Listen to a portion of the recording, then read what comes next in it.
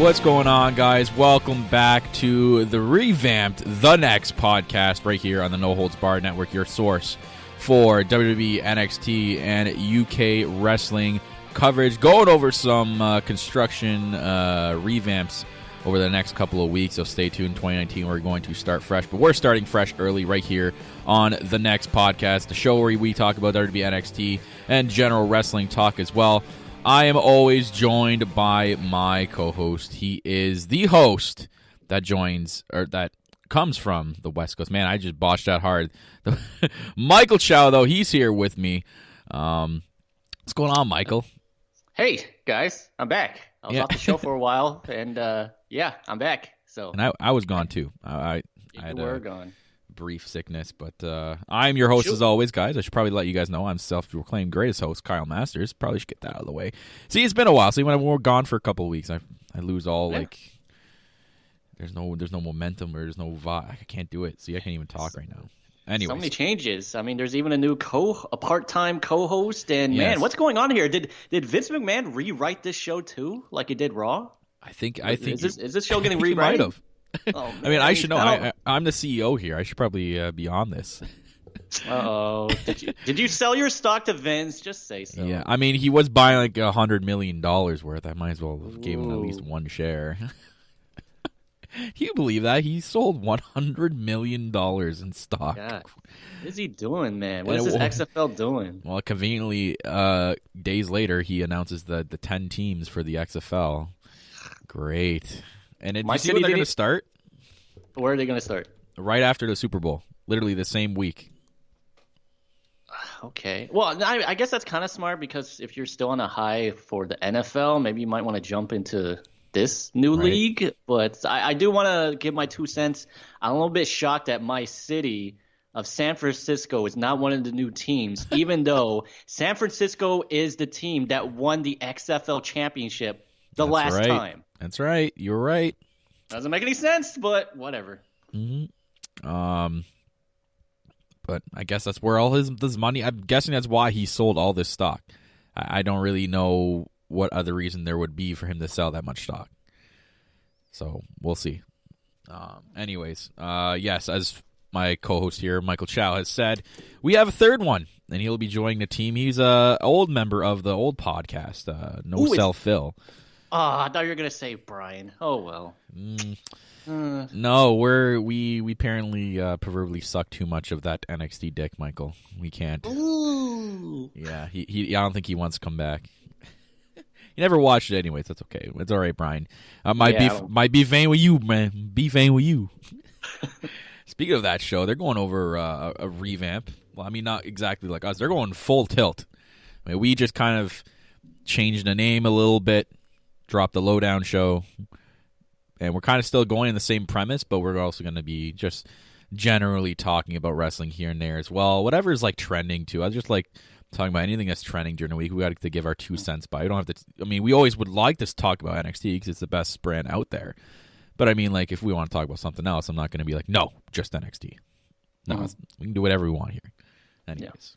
Because I wasn't part of last week's show, but I really did enjoy the show where Phil actually came on. And on that show, you guys talked about a lot of wrestling discussion, not just NXT, but just a whole bunch of stuff that's been going on. And I really enjoyed last week's episode. I tuned in. It was great. I especially liked the trivia. And I started listening to this podcast after Phil had left. So it was really cool of you and Phil catching up. And I know Phil, he doesn't watch too much of the main roster or NXT. I think he only watches the pay-per-views, right? Yeah. Well, it's because he's fallen. He was the first one out of me, or out of myself, Cappy, and him. He was the first one to have fallen out of love with wrestling, like watching it right now, like recently. He just stopped watching Raw, SmackDown, and I mean, he's starting to tune more into NXT now. I've gotten him on the NXT train. Like I've gotten him to start watching the actual episodes every Wednesday.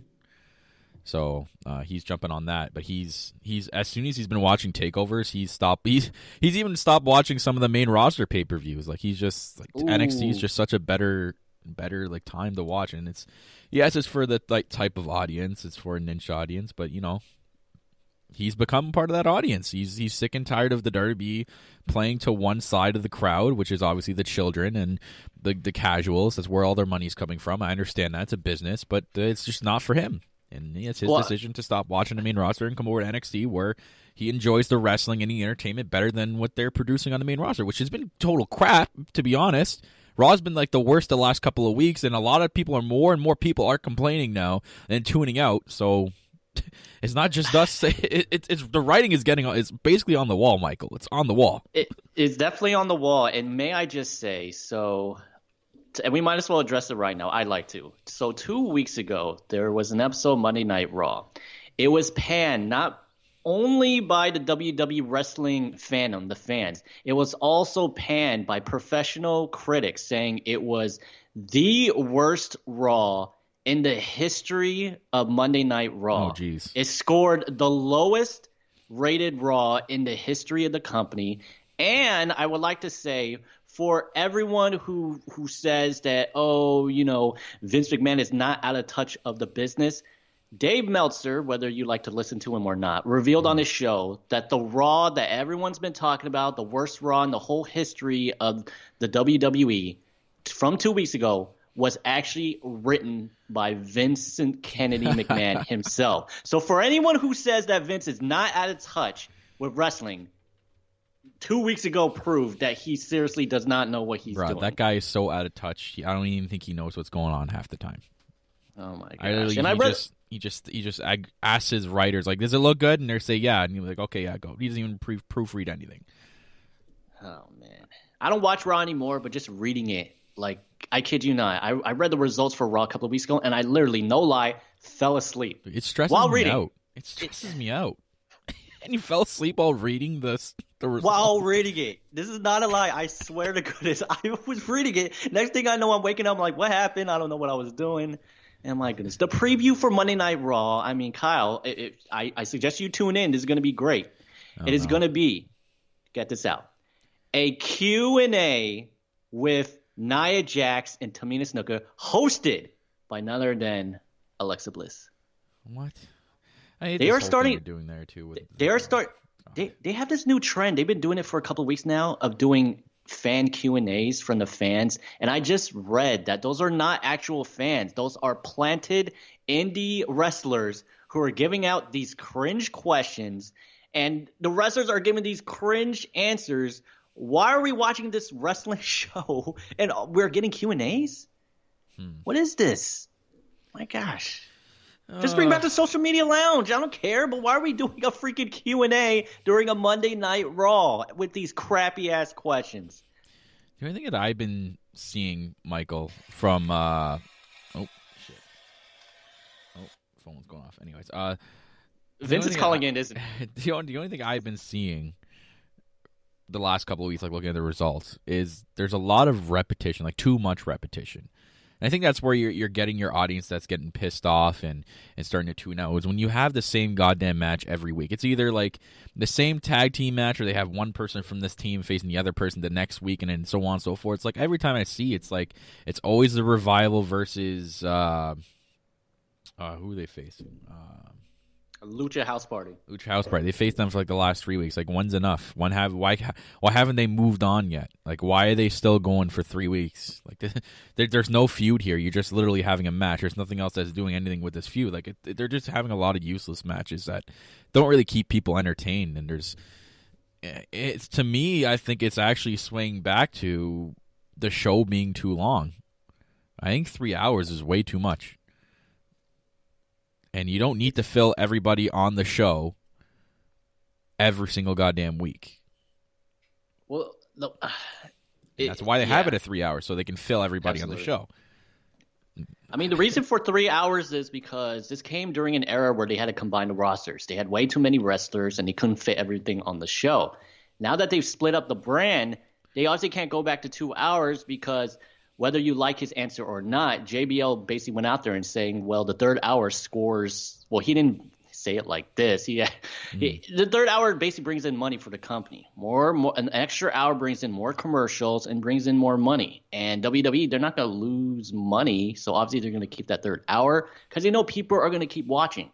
We literally had a Raw from 2 weeks ago scoring the lowest ratings of all time, and yet, well, it's too bad. USA Network already signed that contract. I'm just very thankful that I heard from sources that Fox says that they want SmackDown to now be more wrestling and less entertainment. So yeah, I'm hearing that they want Ronda too.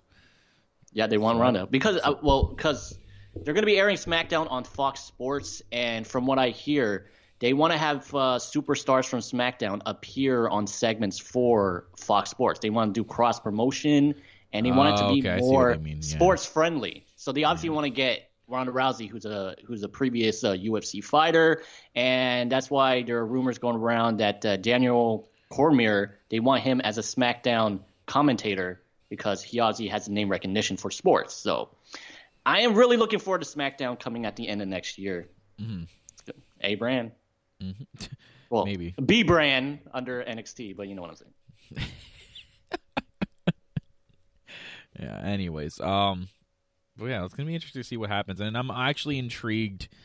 I mean, speaking of NXT, Michael, NXT is making the move to a TV deal as well. I think that's next year as well, is it not? Are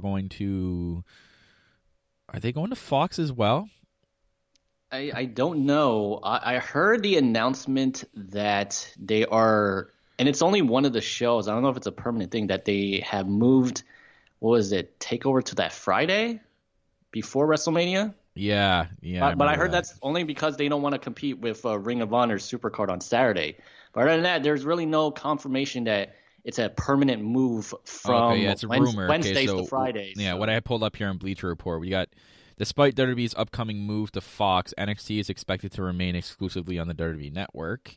Don't take him for granted. Dave Meltzer is also saying WWE wants to keep NXT off television as an incentive for fans to keep subscribing to the network, which, I mean, that's really smart because NXT, the more popular NXT gets, the more that's going to help with the network subscriptions, because people are just going to have to get the network to subscribe to it, be able to catch the takeovers. I'm not sure if anyone, I mean, we watch it live, but I know a lot of people that do watch NXT that I know catch the replays, or they go to a website where there's people posting it on the website, right? Like watchwrestling24.net is a site where literally it posts any like independent or WWE like pay-per-view or a network TV show. After it's aired, it's always posted on there for you to watch. It says Fox announced in June that it agreed to a 5-year contract with WWE to start airing SmackDown Live starting October 4th next year. So NXT doesn't say NXT is going to be moving to Fox. That was a rumor, so thank God for that. I kind of think live TV would ruin NXT. I think it belongs in a network. It's perfect on the network, to be honest. Because it's kind of the thing that, you know, WWE can control, and they don't have to worry about ratings, right? If it was on Fox, like Fox would probably have their demands of what they want to see, right? And it would kind of probably water down the product. So I think it's good that maybe they're not going over the Fox. It is very tough to do live for NXT because they have to edit the show, they have to do all those segments backstage that you guys usually see, and that's one of the reasons why they kind of pre-tape the whole thing, because they add all that extra stuff during what you actually see on Wednesdays. You know, a lot of the stuff that you see on Wednesdays is not what the live crowd is actually seeing, those backstage segments. And the only taping I want live is the go-home shows. Other than that, doesn't need to go live. You only need to do it once a month. Like, really? Yeah. Quickly over live chat, I just wanted to make a quick shout. We got Tiffany from TheNXT Podcast over there. What's going on, Tiff? She's driving and listening. Thank you for being safe. She's saying, Kyle, we are, I'm attending already 2 takeovers next year. Actually, potentially 3. I might be going to at least 3 takeovers next year, Michael. So I'm for sure going to the one at the Royal Rumble in January. I officially got the time off for WrestleMania weekend, so I will be traveling to New York to be visiting Tiff and going to NXT TakeOver Brooklyn. I believe it's number 5. So we're going to NXT TakeOver Brooklyn 5, so we'll be going there as well. And Toronto SummerSlam next summer with TakeOver Toronto 2. And I'll be most likely attending that. So 3 takeovers for sure next year. Yeah. You know what? If I were you, honestly, it would just be so cool if you had the extra money. Try to make it to NXT Survivor Series. Then you would have tackled all 4 major pay-per-views in 1 year. Oh, yeah, that's awesome. Right. What's it in L.A.? Isn't it in L.A.? I think it's going to be in L.A., yeah. Well, I might make a via detour to San Francisco and come visit you there. Oh, maybe, yeah. How far is? I'm not sure. I'm not good with geography. How far is San Fran from LA? It's a couple hours. If you're driving, it's about 5 hours. Damn. But honestly, it's not that bad. Airplane, it's only 30 minutes. So you can plane from San Fran to LA. Yeah, it's actually one of the major airports. The San Francisco airport and the LAX is actually the two major airports around there. So 30-minute plane. But yes, I'm attending 3 takeovers next year. It's going to be awesome. Going to be a good year, 2019 for me in NXT events. But obviously, I'm going to the Rumble. I mean, if I have to, because it's there. It's then. But that should be fun. It's at a Chase Field, baseball field. Hearing that, speaking of NXT, I'm hearing Velveteen Dream? No, EC3 is supposed to be. There's a rumor saying he might be debuting at the Rumble and getting a call up. Maybe if you trust the Meltzer News Radio, sure. I mean, I kind of I agree and don't agree with it. I agree with it because, I mean, he's really going to get undershadowed, I think, at this point in NXT. There's a lot of good people in NXT. There's a lot of people that deserve to be in the main spotlight as well in NXT. And I know we have a mid-card title now, and there's spots there. But to me, it's I don't know. I just feel like EC3 probably could benefit from going up right now because they need something up there because nothing's happening on the main roster. But then you look at it the other way is the the main roster does have the talent up there to make something good. They just choose not to use them. Absolutely. They stick to the same formulaic garbage that they're like, oh, I wonder why it's failing. Well, I mean, like I said before, it's written on the wall. It's just up to you to change it. But if you don't care, then fine. If you want to accept the lowest ratings you've ever had in history, then by all means. I just won't watch your garbage television. Yeah, I agree with you. I really like EC3. And he has everything that Vince is looking for. He's a pretty built guy. He has the look. He has the wrestling ability. He has the mic work. And if there is any good time to get called up to the main roster right now, honestly, it's right now because there's all that stuff. He can honestly go to either brand. I used to say you got to go to SmackDown, but right now on Monday Night Raw, I mean, not to sound mean, but I wish the guy well, and I hope he comes back soon. But Roman Reigns is not here. They're looking for the next big guy. It doesn't look like they're moving forward with Braun Strowman. So with no Roman Reigns, this is the perfect time for anyone if you want to be a big star and you want to get recognized. You want to without Roman Reigns, right? Yeah, you right now is right now. Grab the brass rings. By the nuts, but yeah, it's and then on the other side, I've heard from my sources that AJ Styles says he wants to be going down to a part-time contract next year. His contract. And might I add, the contracts of Gallows and Anderson will be expiring next year. So I hear AJ Styles wants to go down to a not a Brock Lesnar contract, but a kind of a Randy Orton contract. You know, we barely see Randy Orton on TV. He appears every now and then. But AJ says he wants to spend more time with his family. He's turning 42 next year. He says, can't be going forever. So yeah. They'll be looking for that next person to replace AJ Styles. I want AJ Styles to stick around. It'd be great if he could find something else like being a general manager. He has a good personality, great on the mic, and I hope AJ Styles stays. They can't be waiting any longer. I feel like they're just waiting way too long to basically find these next guys. I think they're wasting talent right now. They're absolutely wasting talent.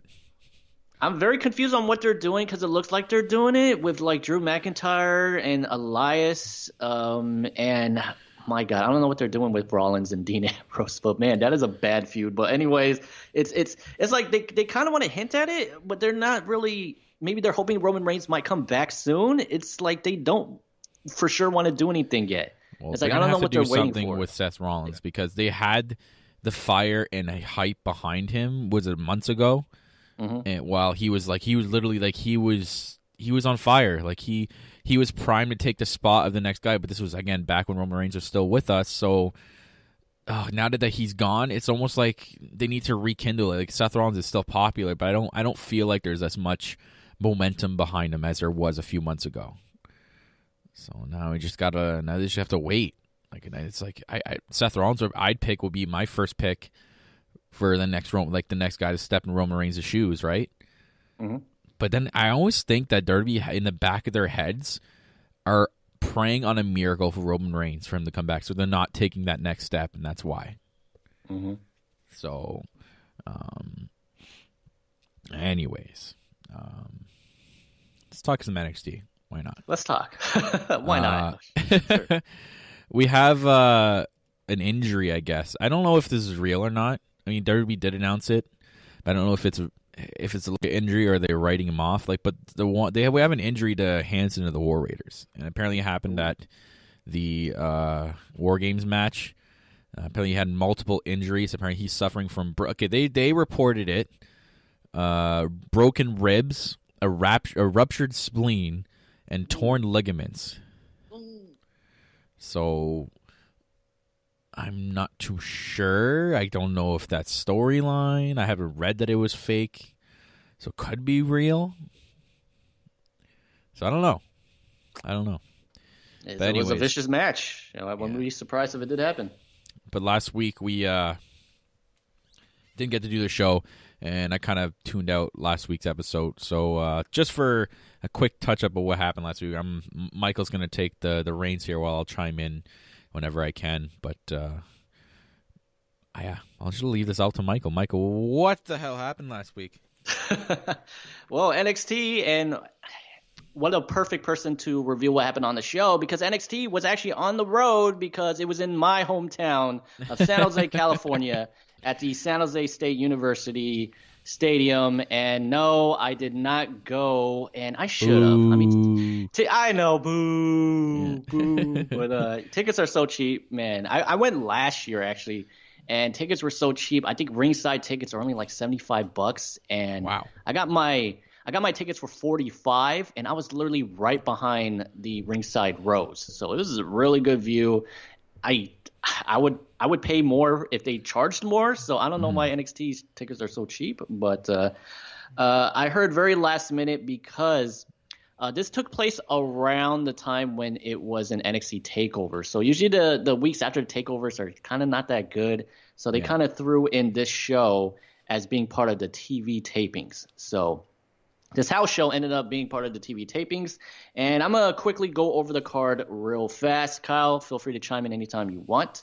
Yep. So in our very first match was a tag team match, which I thought was actually quite good. It was Oney Lorcan and Danny Burch. They went ahead and beat TM62, not calling them the Mighty because it's a stupid name. TM62. Because it's an upgrade from their old name, TM61. So now they're 62. So TM62 ends up attacking them after the match. Will this lead to anything else? I have no idea.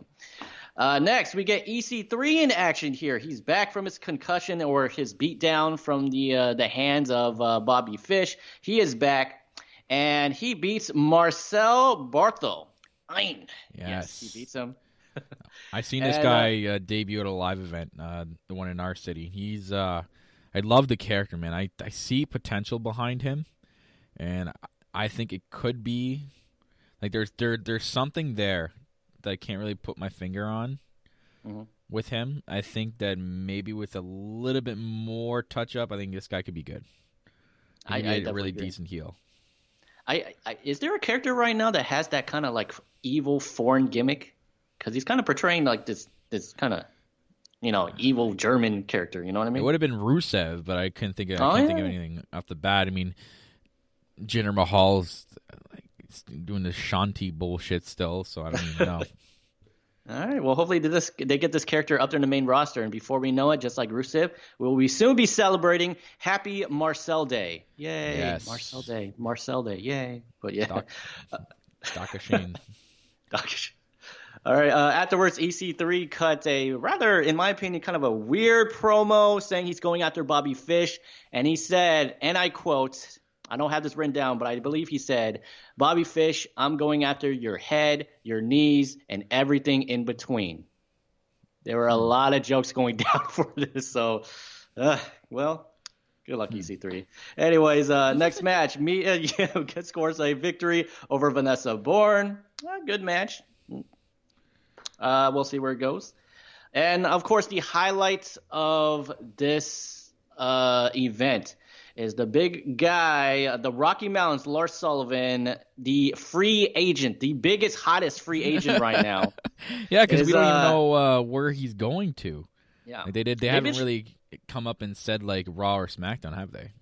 They've been showing vintages on Raw and SmackDown, and ironically, they showed a vintage on NXT. So I'm like, what? Why are they showing it during NXT? Is he like hoping they re-sign him? Is this from what I've seen? They're going to be. It sounds dumb, and I really don't. I don't like it either. They're apparently going to be doing a bidding war for him, like Shane and Steph. Oh yeah. Because I remember they brought it up during SmackDown. Because I caught a little bit of SmackDown, and I remember when the commentators actually brought the fact that the two general managers were actually trying to get him. So I don't know. Maybe we might get a storyline. That'd be cool. And he's going to be the next big evil guy, like in WWE, because clearly they don't have faith in Braun Strowman for whatever reason. So next in line is Braun Strowman, 100%, or not Braun Strowman, Lars Sullivan.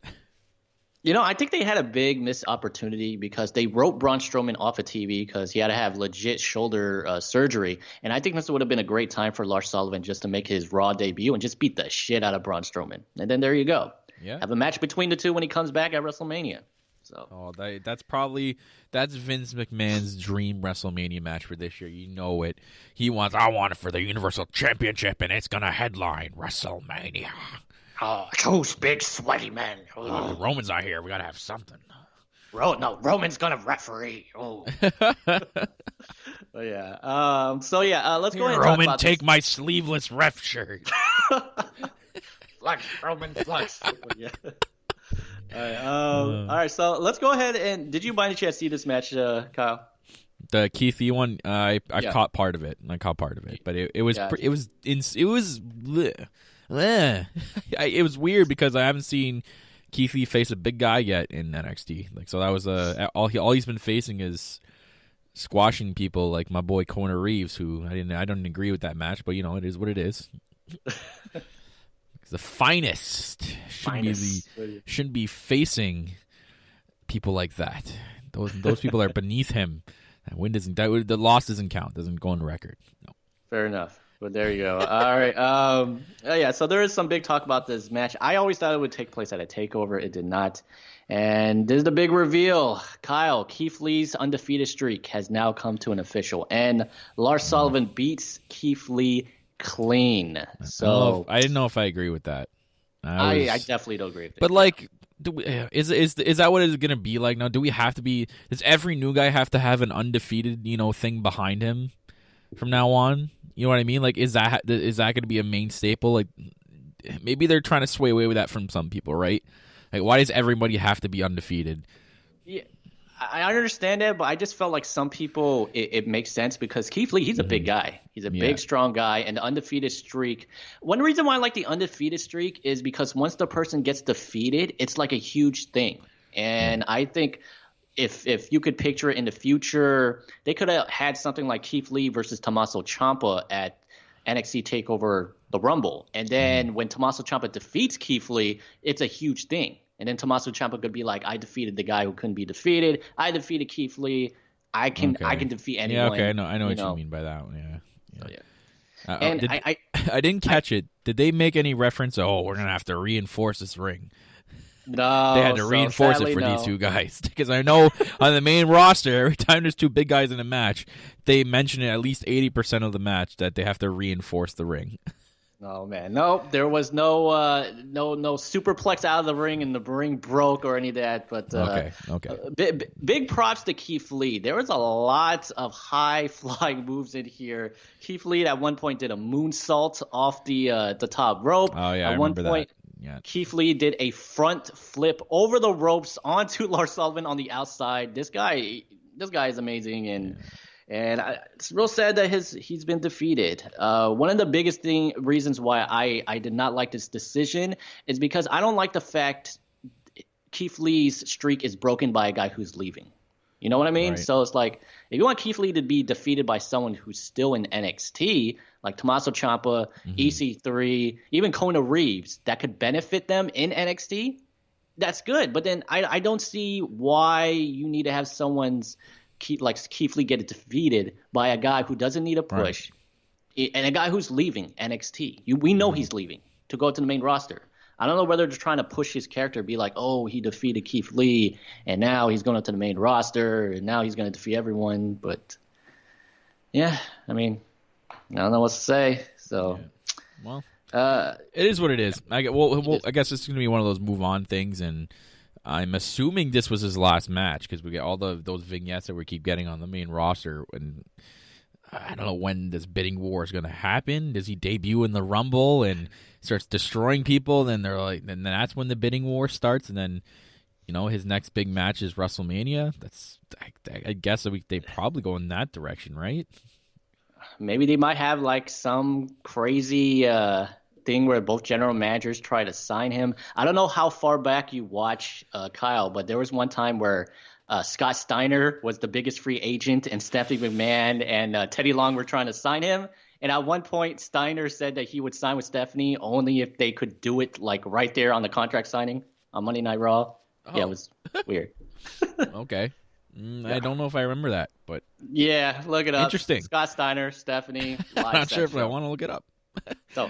All right. Well, anyways, before we get to this week's episode of NXT, I'm just going to quickly read them before I forget them. We only have 2 tweets from this week.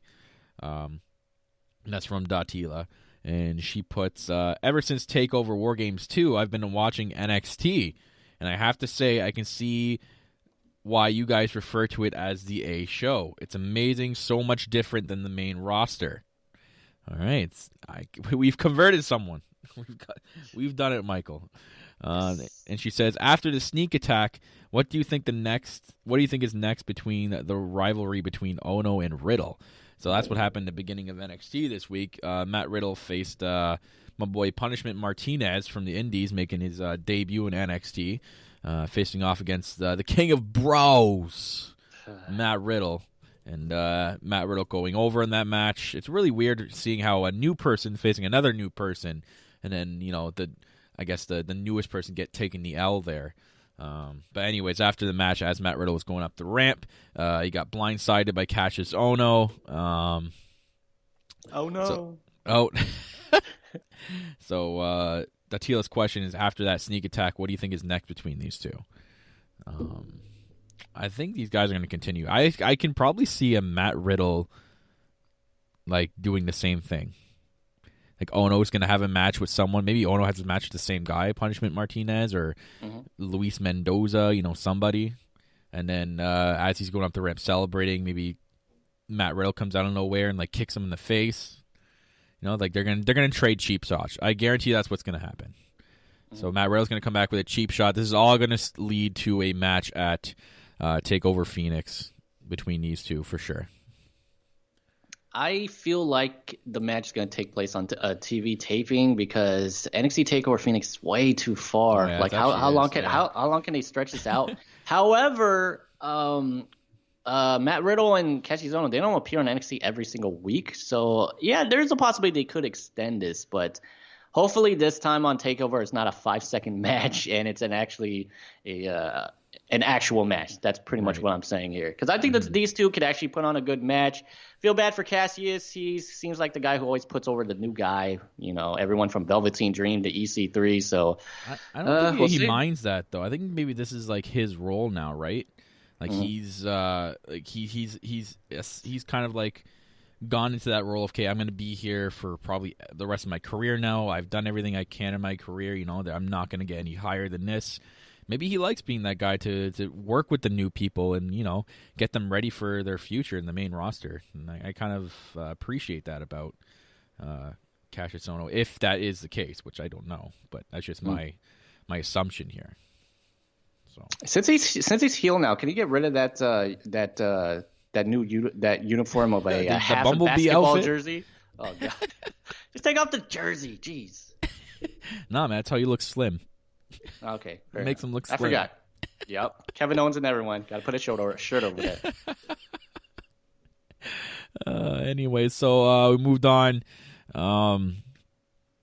We had a vignette for Ricochet, basically showing off what he's done with the NXT North American Championship. They had like an earlier today thing with him with the media, and they asked how it feels to be the highlight reel of NXT. He says it feels great. He's also come to NXT to win. He notes also that he hasn't been pinned at NXT takeovers yet. Ricochet says next week he plans to be defending his title against whoever William Regal has lined up for him. So, and they announced that later in the show that we're going to have a North American Championship Open Challenge next week with Ricochet. Now, I'm just going to go ahead and assume that his opponent that William Regal picks is none other than Chris Jericho, because they already name dropped the highlight reel. You're the highlight reel. Nope, Chris Jericho's going to pop up next week to make sure that's not true. Jericho. No one steals my name with the highlight reel. That's hilarious. Oh, my God. I would die if it's Chris Jericho. That'd be great. It's on the list. We had a Performance Center video with the heavy machinery hitting the weights. They talked about their last year and how they're going to grow as a team. Stake some weights, baby. Tucker says that they need to get a shot at the NXT Tag Team Championships against Undisputed Era, as they've been running through teams and they're ready for their title shot. So obviously this is teasing that Heavy Machinery are going to get their title match soon. So I'm interested to see how that goes. I can kind of see maybe them winning the championship. And it'll be like an epic victory. You know what I mean? Like it's going to... and it would the only way I'd see them win if there's deception in the Undisputed Era, which it's tough because I think they're still clicking as a group right now. They haven't teased anything yet. And I keep predicting teases of them breaking up, but it doesn't look like it's going to be coming for a while. Yeah, I agree. Because we know Roderick Strong only joined because of the Bobby Fish injury, right? Now that he's back, it's like, okay, where's the plans to phase it out? Maybe they're waiting for the takeover WrestleMania. Who knows? I agree. A 4-person team just seems too big, so they got to do something about that. So they did kind of an announcement here. Bianca Belair, I guess, last weekend defeated Deonna Purrazzo to become the first in the Women's Championship Fatal 4-Way that's going to determine the number one contender for the Women's Championship. Ooh. Now, am I wrong? Did I not call something like this was going to happen? You did. That the Fatal 4-Way is going to come to determine the number one contender. So we know it's Bianca Belair so far, so I can guarantee the other three are going to be Nikki Cross, Candice LeRae, and probably Lacey Evans, I'm going to say. So you got 2 faces in there and 2 heels. So we'll see. Nikki Cross is like, I say she's a baby face. She's not really a heel. She hasn't done anything heelish, so she's kind of the tweener. I have my prediction, but I'm gonna leave it for the what's next segment. So. Okay. Raul Mendoza and Herberto Carrillo. These guys have insane chemistry together, by the way, so I think they're keeping these two as a team. They faced off against the Forgotten Sons. Forgotten Sons going over here. And gaining momentum. They had even like a backstage segment too that they posted on YouTube. But the big thing with Forgotten Sons is that third guy. I always forget his name. Jackson, spelled with an X. Jackson, the one that just stares at the one that just stares at you and does not like say a word. He's always got that serious look on his face. You could explode any minute. So the Caucasian Batista. So I think that's good for them. Like, it gives them something. Like, they're not just a boring tag team. Like, they have that X factor, that unstable riot guy in the middle of these 2 other guys who are just the hardworking goons. So I don't know. There's something with Forgotten Sons. They were slowly becoming forgotten. I don't know. It's tough with them. I'm on the fence. I haven't jumped over just yet. I have one leg over, Michael. I'm not sure what to do with them yet. They got to do something with these tag teams, and they got to do something more than just 1 week a tag team says, I want the titles, like Heavy Machinery. They got to need to start working up storylines. If not, just go ahead and start the Dusty Rhodes Tag Team Classic. Another one. Yeah. This was funny. The backstage segment with Velveteen Dream and Kathy Kelly. I love when he always sets the ambiance. Always snaps his finger and all the purple light comes on. His music hits. Dream, and basically he got asked what's next for the Velveteen Dream. Velveteen Dream says all he knows is everybody is talking about the Dream, even asking Triple H about him. So that's a win in his book. So he continues, what's next? I'm leaving you. And he just walks away. Now, I might say that I felt like he was actually hinting the fact that he's getting called up to the main roster because of two reasons. Yeah. Two clues. He said, because she says, you want to know what's next? And he verbally says, I'm leaving you, as a way of conveying he's leaving NXT. And then right when he left, he said verbally, dream over, which I felt is another hint that he's also leaving NXT. So, which I don't want him to go. No, Vince is finally calling. You don't have to put on the tights no more. He's calling. Hey, Roman Reigns is gone. They need that next big guy, or AJ Styles. So. They can't ruin him on the main roster, man. He just NXT. You know, we all know how good NXT is. He's gonna be the next Goldust. I'm sorry, but that's just how I see it. Yeah, he'll be No Way Jose, you know, that type of catering. We had a backstage segment also with the Undisputed Era. I love those backstage things with them and, you know, with the music playing in the background. I love those segments. It's just like, it's so NWO. Like, that's what I love about it. Bobby Fish says that he and his friends have bit EC3 before, and they will do it if need be. Not sure what that meant. I don't know why I wrote that down. Anyways, Bobby Fish says he and his... Okay, I just read that. Roderick Strong and Kyle O'Reilly talk trash. How weak the current tag team division is, which they're not wrong. I mean, well, it's not weak. It's just they don't do anything with it. And after they basically beaten everybody. O'Reilly notes Heavy Machinery has been on a winning streak, but they haven't faced anyone like them before. So there's another hint that it looks like Heavy Machinery is getting the next shot at those tag team titles, and that's where we got the injury update from Hanson. And we had a sick match, actually, between Shayna Baszler with Maria Shafir and Jasmine Duke versus Dakota Kai. I thought it was a decent match. It went longer than I thought it was going to for sure, but obviously Shayna Baszler going over here. Post-match, Duke and Shafir jumped in the ring, and they basically attacked the shit out of Dakota Kai. And that's when Io Shirai comes in and just kicks the crap out of fucking all three of them. And basically left with Dakota Kai and Io Shirai in the ring looking up the ramp at Baszler and her goons. So who's the third? Like Tony Storm's in NXT UK. Maybe. Who's the third? Where's Kairi Sane? I don't know. Where's Kairi Sane? Oh, yeah. Where's Kairi Sane? I don't know. I don't know. To me, I thought, like, after this, I'm like, okay, it's the three of them and two. Like, they have three, and there's only two in the ring. They could easily just surrounded the ring there and beat the crap out of them. They really didn't need to run away. To me, I kind of felt that I was a little bit foolish. Like, it's 3 against 2. You have the numbers game. You're the heel team. Why would you run away? I don't know. Just to me, I was just like, they could have just jumped in and beat the crap out of them, but I get it. I know what they're trying to do. Anyways, we ended off NXT with a segment rather than a match, but this was actually a pretty good segment. I like this. It's probably the best part of NXT. We had Tommaso Ciampa coming out, basically talking about, you know, he's just gloating here. Like, basically, he's saying how much he's the greatest sports entertainer ever. And how he's the MVP, the real MVP, and you know what I mean? Just going on and on, even like making fun of Mauro Ranallo. I love that not segment. Having any faith with him. He said, I love the part where he goes, he points at Mauro Ranallo. He said, "You didn't believe in me, but Mamma Mia, here I am." Yeah. Love that part.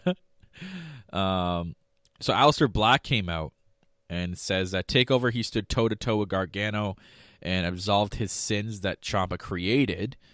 Black says he isn't really a champion. He sees origin. He says he sees original sin, and he will absolve Ciampa of those sins.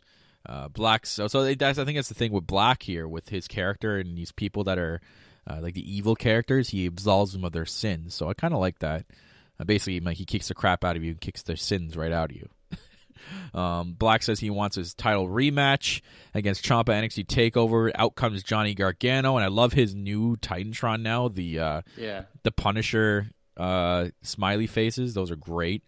I wonder if he's going to get a theme change. Mm-hmm. He heads out and tells Black that they aren't done yet. Ciampa sneaks out of the ring as Gargano and Black go face to face.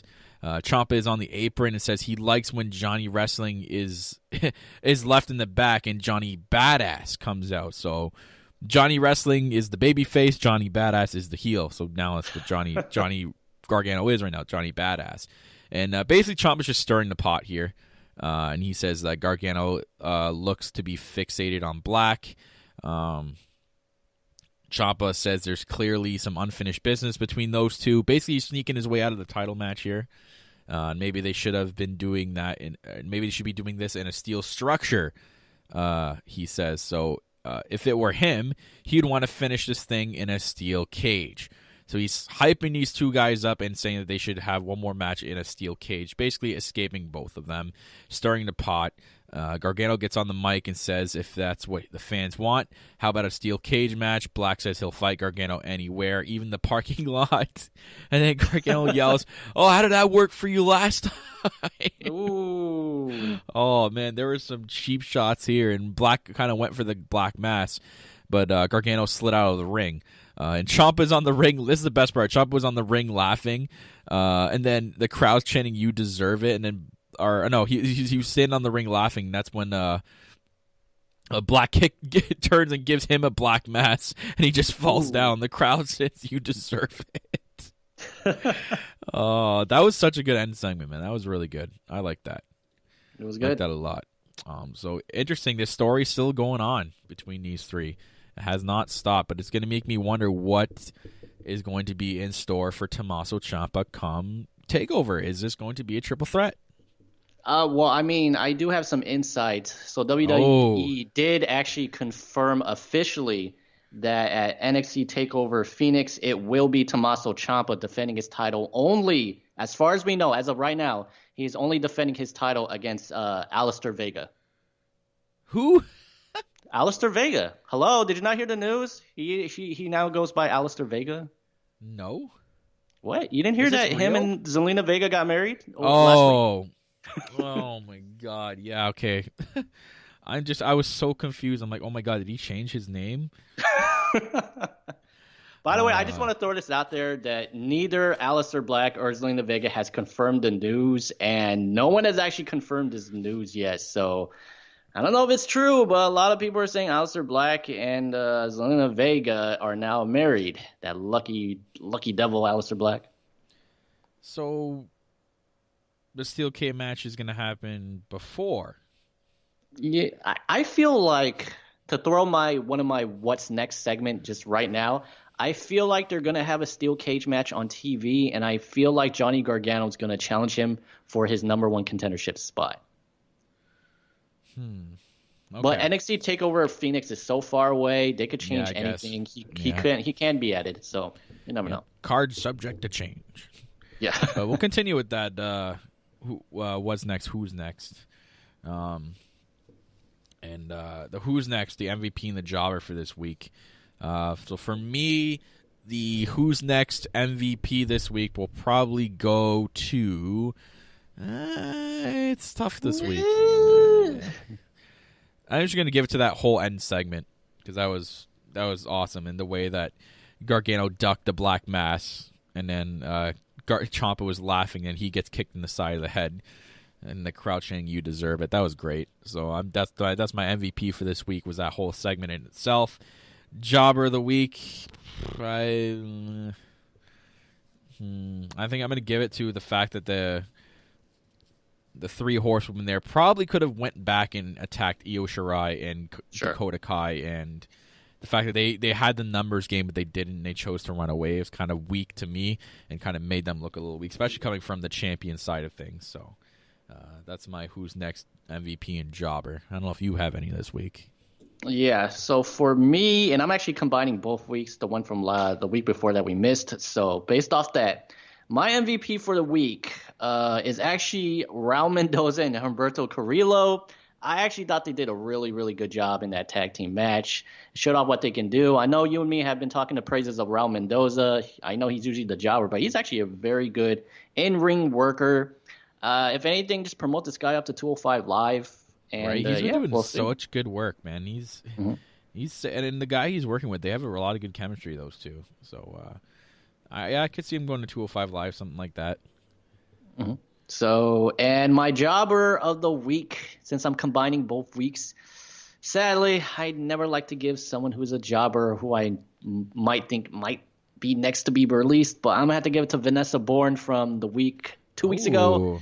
Her match with Mia Yim, what are they doing with Vanessa Bourne? I'm a little bit confused. I know I had messaged you, Kyle, on Twitter saying that during house shows she gets teamed up with Kona Reeves, which I think is a good idea. Why they're not doing it on TV, I don't know. But they need to do something with Vanessa Bourne. Doesn't seem to have a character, doesn't seem to have any momentum. Her wrestling is average at best. Mic work not so good. So sadly, jobber of the week, Vanessa Bourne. Yeah. Okay, I'll give you that one. So what's next? I didn't have anything written down. I couldn't really think of anything right now. I kind of want to wait another week and see maybe if something triggers my mind to think of something. So I'll just leave that up. I'll leave it to you because I know you have something written down for that. Yeah, I actually have two. So my first one is, I believe that Ricochet, this whole open challenge thing with William Regal selecting his opponent is going to be a weekly thing. So after next week, he's going to continue to do that every single week until he gets his official opponent for NXT TakeOver Phoenix. And I believe that Johnny Gargano is going to end up not getting that number one contendership to be in the triple threat with Aleister Black and Tommaso Ciampa. And that's when Johnny Gargano 1 week will answer Ricochet's open challenge. And that's when I believe that the feud, let's just say Johnny Gargano loses and then afterwards he freaks out and he just beats the hell out of Ricochet. I think it's going to be a great match and end up being Ricochet versus Johnny Gargano for the North American Championship at NXT TakeOver Phoenix. And honestly, I think Johnny Gargano should win. And it would be a great push for him as a heel to win his first singles championship, the North American Championship. I like that. I hope that actually works out like that. Because if it does, I'll be really happy. And my what's next is who I believe you gave your predictions for the Fatal 4-Way. I'm going to give mine. With them, and your picks were very good, by the way.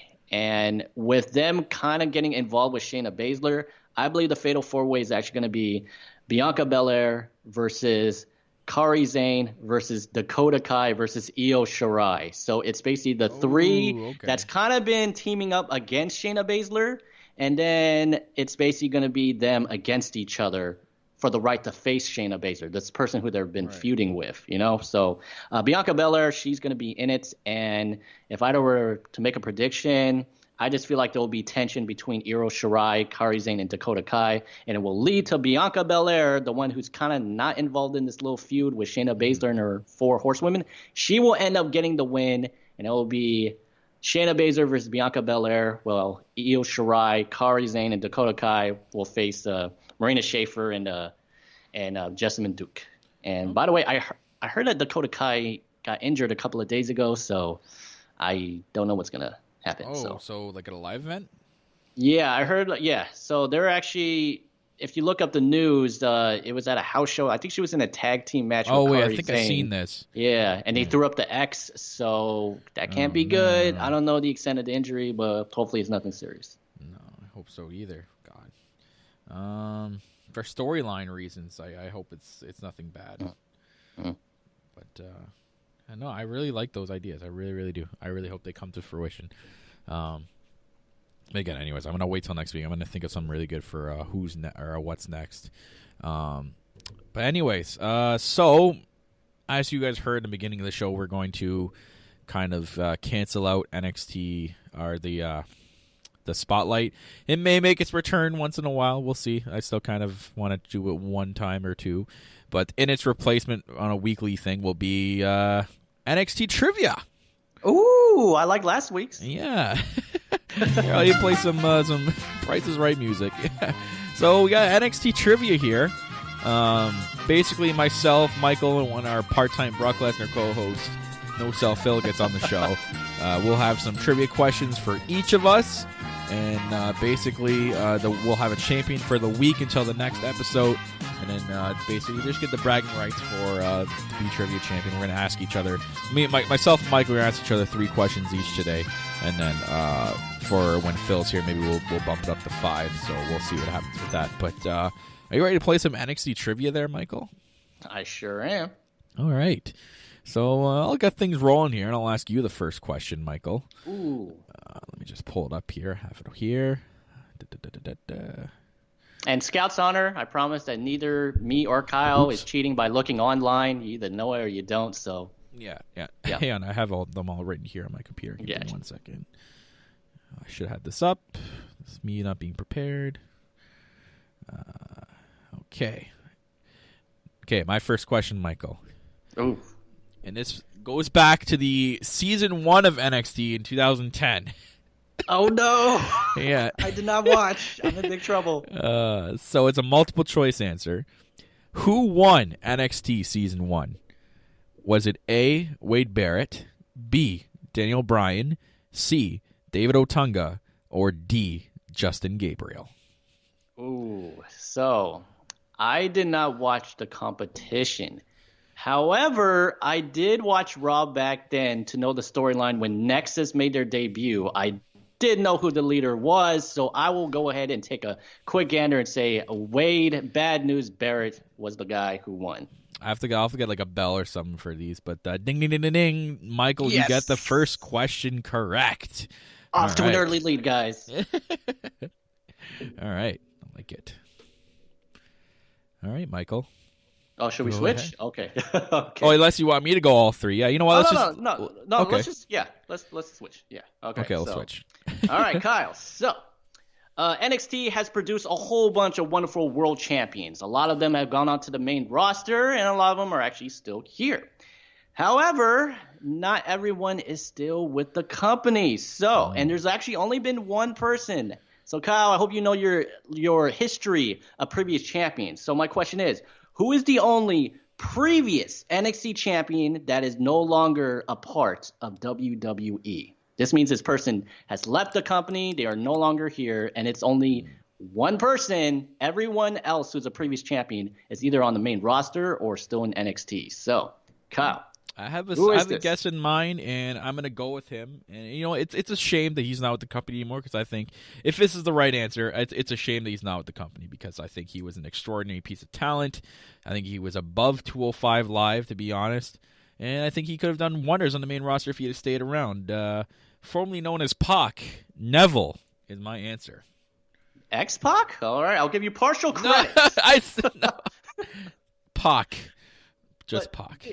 Ding, ding, ding, ding. That is correct. So congratulations, Kyle. That's very good. Of course, known back then as Adrian Neville. He would defeat Bo Dallas at February 27, 2014 NXT Arrival. And then he was defeated by Sami Zayn. Mm-hmm. And, yeah, I totally agree. This guy was so talented when he was up on the main roster.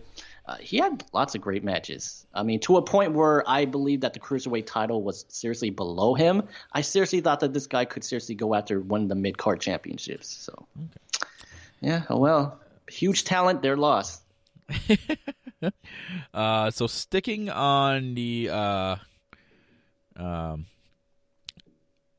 old NXT, so my next one is, my third question it'll be much newer, but my second question I picked has to do with the old NXT episodes that we still have to acknowledge because it was still called NXT. May not have been the best television, but it was there. This question is another multiple choice answer, Michael Chow. It's who was the pro for David Otunga? Was it A, Edge, B, John Morrison, C, R-Truth, or D, Evan Bourne? Shoot. So I remember David Otunga was a part of Wade Barrett's season. Mm-hmm. I seriously don't know the answer. I will have to just make a wild guess, and I'm gonna guess with R-Truth. Ding, ding, ding, ding, ding, ding, ding, ding, ding. Wild guess comes into it. Oh my God. I thought you were gonna pick Edge for a sec, but yeah, R-Truth was the pro for David Otunga back then. So good guess. All right. Yeah, so 2 for 2 so far. Because I remember they did something weird, like while they were their pro, sometimes the contestants would actually appear on like episodes of Raw or SmackDown. You know what I mean? Because I remember Wade Barrett was part of, who is this pro? Because I remember he would appear with him every now and then. Was it William Regal? I believe it was Regal, I think. Yeah, and then I remember every now and then it was kind of weird, but during his season, Brodus Clay would appear with Alberto Del Rio in some of his segments on SmackDown. So it was kind of weird, but I guess they wanted to promote them. And of course, we know about what Miz and Kyle, or is it Alex Riley would appear, and then so yeah. All right. All right. So moving on to me. Yep. Question number 2. All right. So this question is kind of, in a way, kind of related to my other question. But Kyle, of course, the Women's Championship, let's give some appreciation to the women. They had an all-women's pay-per-view, and they obviously should get some recognition. There have been some great previous NXT Women's Championship, and Asuka was a wonderful champion. She had an undefeated streak, and she could not be defeated. In fact, she actually left for the main roster, and in doing so, had to vacate the NXT Women's Championship. Such a sad day. Yes, it is very true. Oh, man, I can't believe what they've done with her lately. Hopefully she gets some recognition at TLC. But anyways, what I'm basically talking about here is Asuka leaving to the main roster and having to vacate the NXT Women's Championship. This has only been done one other time. There's only been one other previous NXT Women's Champion who had to vacate that title due to moving up to the main roster. So, Kyle, who is the previous NXT Women's Champion other than Asuka to have vacated the NXT Women's Championship as a result of moving up to the main roster? God, if I didn't get this answer right, I'd probably be extremely mad at myself, and I might have to quit the show, Michael, if I didn't get this question right. And the answer is, without a shadow of a doubt, my girl, Paige, or Paige, in this case, a new SmackDown general manager. Oh, ding, ding, ding, ding, ding, ding. Congratulations, it's Paige. So congratulations to her. And by the way, I've been seeing the trailer. I'm really looking forward to her movie, or her autobiographical movie. So, and if I didn't get that question, honestly, I think I might have quit. I think I would have I would have unsubscribed from the network. I would probably, I can't even think of what I have to do. Fair enough. Shame. Yep, shame. There you go, guys. It's tied 2-2. So this last question may make it or break it for the both of us. We might have a co-champion this week. Co-champions. Okay. All right. So, interesting. I had it here, but it's not. Why isn't it coming up? Did I save it under? No. Okay, I'm gonna have to look one up really quickly. Give me a sec. Sure. My bad. Live television, guys. Live. Okay, all right. I got one here. All right, this is the page where I have my questions on. All right, so sorry, give my computer just give him some time here. There we go. All right.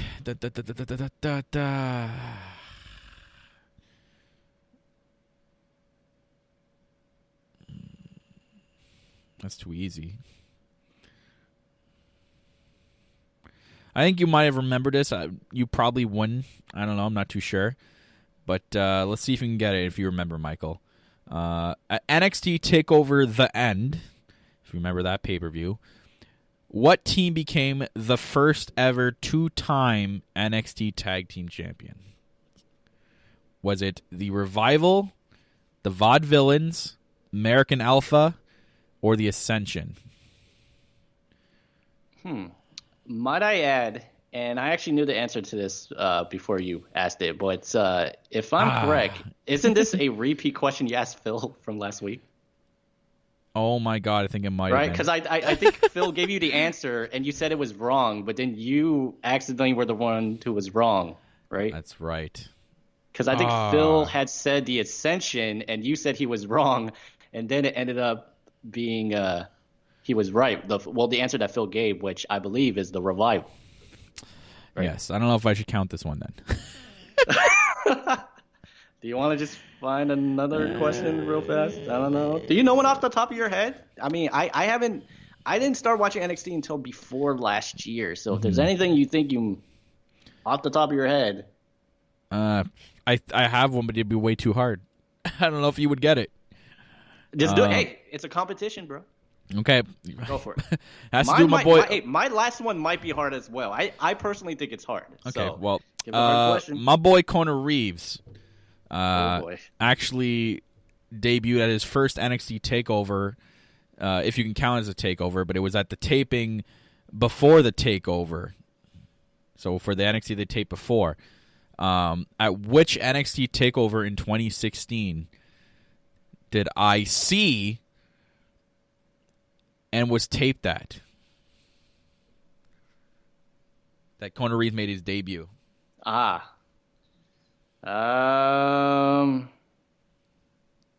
Wait, you saw because you were there? I'm not saying anything further. Shoot. Okay. Okay. Based off the clues, you would have had to have been there because if he didn't make his debut until after that, then you would have had to have been there live to actually see it. So I'm gonna guess NXT TakeOver. This is a wild guess. San Antonio. NXT TakeOver Toronto, where he took on none other than former WWE wrestler Rich Swann. But boy. ended in a no contest because ended in a no contest because I remember it was I forget who jumped into the match and they started brawling. Like there was no winner. Who would jump in a brawl between Conor Reeves? Because I remember we were just getting to our seats and this was happening. Oh wow! That's when Conor Reeves was there. How about that? But he wasn't He wasn't the finest yet. What was he? He was just Conor Reeves. What? Are you saying no jewelry, no nothing, no fur coat? No. Yeah. But that's where his first takeover appearance was. If you can count it as a takeover. Well, how was the match, or did you actually just come at the end? We came in it was during Rick Swan's entrance, and I kind of wasn't really paying attention that much, right? It was just like. Okay. And I didn't even know it was a taping. It was just it's like a pre-show. I thought it was a pre-show, but that was an NXT taping. Yeah, but my boy Conor Reeves. That was the only thing I could think of off the top of my head. Oh, that's good. That's a tough question. I swear I had three written here.